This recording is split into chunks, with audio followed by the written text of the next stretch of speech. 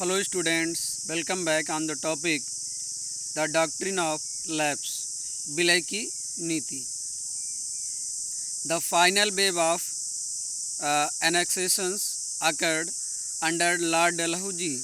जो अंतिम लहर थी भारतीय राज्यों को अंग्रेजी शासन में मिलाने का, ये लॉर्ड डलहौजी के शासनकाल में चलाया गया. Who was the governor general from 1848 to 1856. तो लॉर्ड डलहौजी 1848 से 1856 तक जो है ये गवर्नर जनरल इनको बनाया गया था. He devised a policy that, इन्होंने एक पॉलिसी इशू किया था, that came to be known as doctrine of lapse. तो इनकी इस पॉलिसी को डॉक्ट्रिन ऑफ लैप्स के नाम से जाना गया.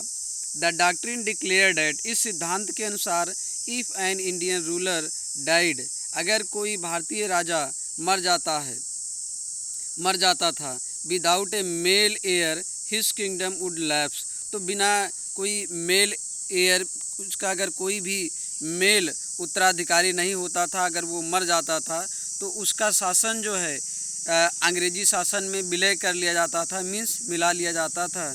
That is become part of company territory, तो वो कंपनी का हिस्सा बन जाता था. मीन्स अगर कोई भारतीय शासक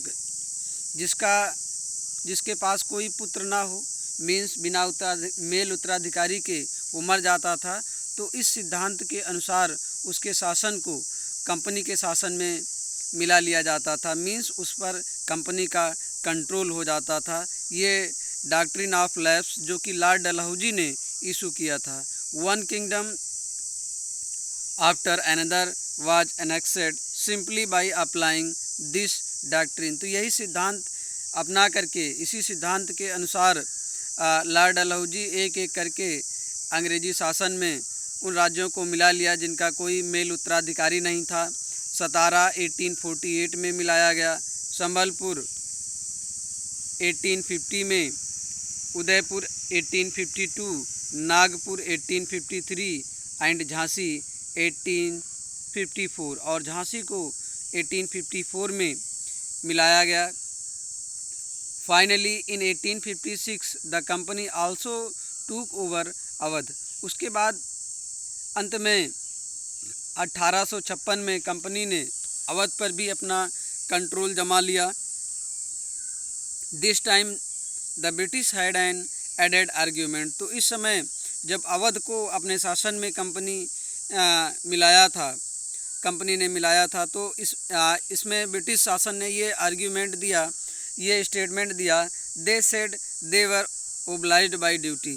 वो कंपनी ने कहा कि वो ओब्लाइज्ड बाय ड्यूटी, वो कर्तव्य से बंधे हुए हैं, to take over Awadh in order to free the people from the misgovernment of nawab. तो नवाबों के कुशासन की वजह से लोगों को स्वतंत्र करने के लिए कंपनी बाध्य है अवध को कंपनी में मिलाने के लिए. Enraged by the humiliating way in which the nawab was deposed. तो enraged by the humiliating way, तो इस तरह से जो नवाबों का अपमान किया गया. Enraged by the humiliating way in which the nawab was deposed, जो इनको इस तरह हटाया गया अपमानित करके. The people of Awadh joined the great revolt that broke out in 1857. तो अवध के लोग एक महान आंदोलन छेड़ दिए, एक विद्रोह प्रारंभ कर दिए जो कि ब्रोक आउट इन 1857. तो 1857 की क्रांति का प्रारंभ हो गया. इसी गुस्से की वजह से अवध के जो कॉमन पीपल लोग थे, वो कंपनी के खिलाफ विद्रोह प्रारंभ कर दिया. Thank you.